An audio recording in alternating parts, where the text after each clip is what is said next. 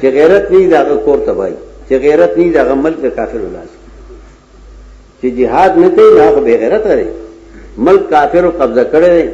او ته خوشاله اته ډوډۍ په آرام کړی که مسلمانانو کې دا غیرت پیدا شه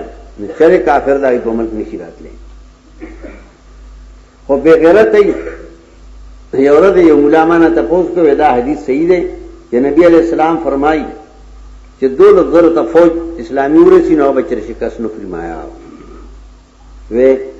په بنگال کې خسلونی مشل رفوجو د پاکستان ولې شکست خور ما غیرتیان ویلي کنه دول غره غیرتیان ویلي مسلمانان چې هغه یا علی مدد وای شي او شرک کوي نو دا خسلونی مشل زره دي که سلونی کروڑ شي نو شکست وکړي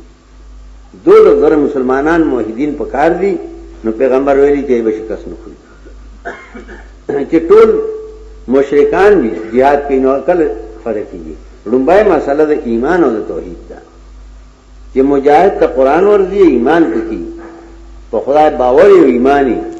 نو دا غتوره کار نه کوي د خدای امداد دی کار کوي ولن تغني عنكم فئاتكم شيئا ولو كثرت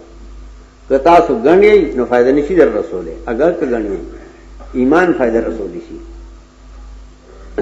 دول زرا مؤمنان موحدین چې دا غي غیرت وي په دین باندې دا غي غیرت وي په ملک باندې نو هغه چر شکست نشي کولای پیغمبر ویلي jihad معنی غیرت یو سره چې jihad نه پاتې شو به غیرت شو هغه نن په خپل ملک په خپل مالونو